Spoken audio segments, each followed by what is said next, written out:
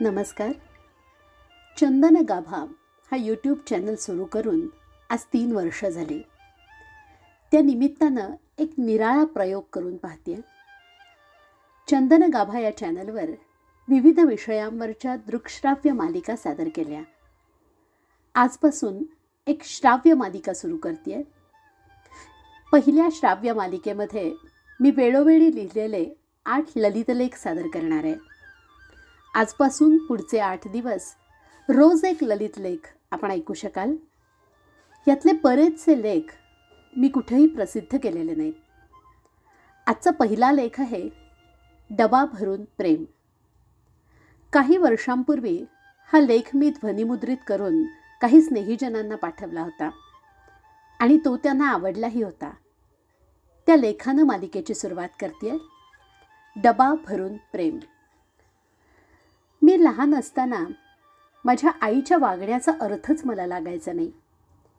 ती बऱ्याचदा जास्तीचा स्वयंपाक करायची आणि मग काही विशिष्ट पदार्थ डब्यात भरून ते विशिष्ट व्यक्तींना पाठवायचे.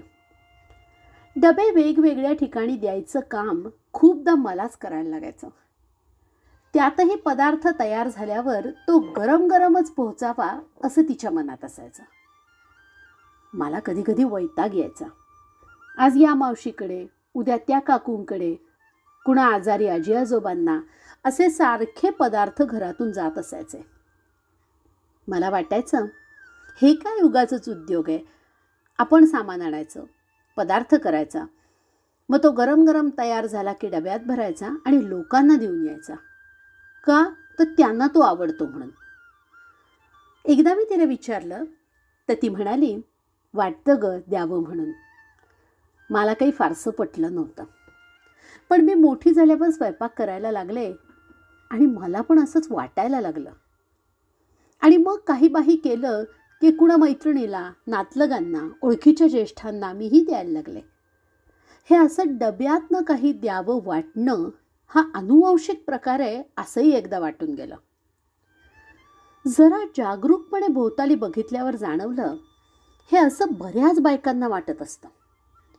मग मी माझ्या या वाटण्याचं फार काही वाटून घेईनासे झाले आणि वाटल्यावर लगेच डबे शोधत राहिले, भरत राहिले आणि देत राहिले. हे वाटण्याचं कोडं काही उलगडलं नव्हतं, पण मला वाटतही राहिलं आणि मी देतही राहिले.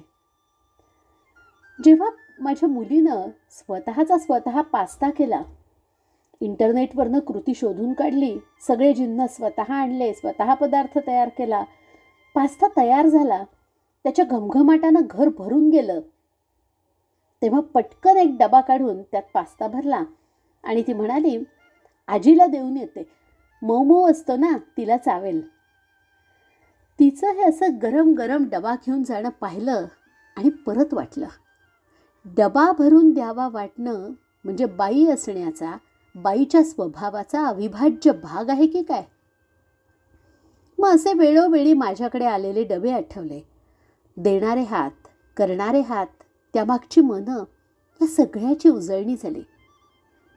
आम्रखंड केलंय, तुझ्यासाठी डबा भरून ठेवलाय फ्रीजमध्ये, असं म्हणणारी मावशी आठवली. इंग्लंडच्या थंडीत बर्फ पडल्यावरही 20 मैल गाडी हाकत मला डब्यात बिर्याणी आणणारी शहनाज आठवली. तिरामित्सू केक तुझ्या नावाचा आधी डब्यात काढलाय हां, असं सांगणारी पारशी रुही आठवली. नारळाच्या वड्या पाठवणाऱ्या चुलत सासूबाई आठवल्या. वांग्याची भाजी पाठवणाऱ्या मावस सासूबाई आठवल्या. कोथिंबीर वडी देणारी सुवर्णा, मटार भात देणारे आज तू भातच करू नकोस असं म्हणणारी गौरी, सगळ्या आठवल्या. आणि वाटलं, अरेच्छा, डबा भरून देणं हा स्त्रीचाच गुण आहे की काय. पण असं वाटतं तरी का नेमकं. परवा दिवसभराच्या दगदगीनंतर अगदी दमून आले होते. पोटातले कावळे ओरडून ओरडून दमले होते. काही करायचा उत्साह नव्हता आणि काही करावं अशी ताकदही आपल्यात नाही असं वाटत होतं. इतक्यात दार वाजला. एक मैत्रीण हातात डबा घेऊन उभी होती. अगं तुझा डबा होता माझ्याकडे, साबुदाणे वडे दिलेला, बरेच दिवस देईन म्हणत होते, आज आप्पे केले तेव्हा वाटलं तुला देऊन यावे. किती योग्य वेळी हिला वाटलं होतं नाही.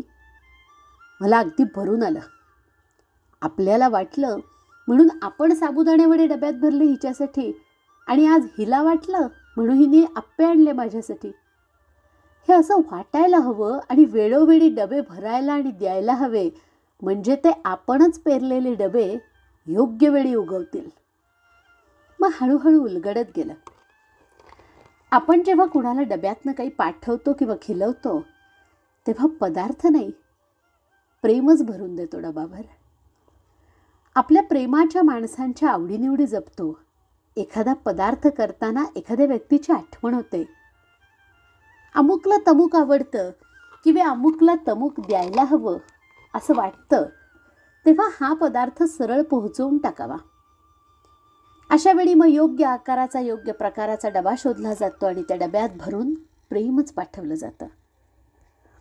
डबा पोहोचला की या हृदयीचं प्रेम त्या हृदयी प्रवेशतं. हे प्रवास करून गेलेलं प्रेम कधी कधी मुक्कामीच राहतो. डबा कधी लगेच परत येतो तर कधी खूप काळ तिथे राहतो. डबा जरी राहिला ना तरी तो प्रत्येक वेळी आपल्या पदार्थाची आणि प्रेमाची आठवण करून देत राहतो. आणि जेव्हा केव्हा परत येतो तेव्हा येतानाही घेऊन येतो डबा भरून प्रेम. डब्यातलं हे प्रेम कधी कधी शेजारणीकडे जातं, कधी जीवाभावाच्या मैत्रिणीकडे, आईकडे, मुलीकडे, मावशी, काकू, मामीकडे, तर कधी परगावी परत प्रांतात प्रवेश करून जातं. कधी सरळ 7 समुद्रा पल्याड जाऊन लेक, सून, जावई, नातवंड या सगळ्यांना खुश करतं. आणि पुरुषांना हो त्यांनाही मिळतं ना हे डबा भरून प्रेम. पण डब्यातनं काही पाठवायची प्रेमळ कल्पना खूपदा बायकांना सुचते. तेव्हा वाटलं की डबे भरत राहावे, ज्याला त्याला पोहोचवत राहावे, कारण येतानाही ते घेऊन येणार असतात डबा भरभरून प्रेम.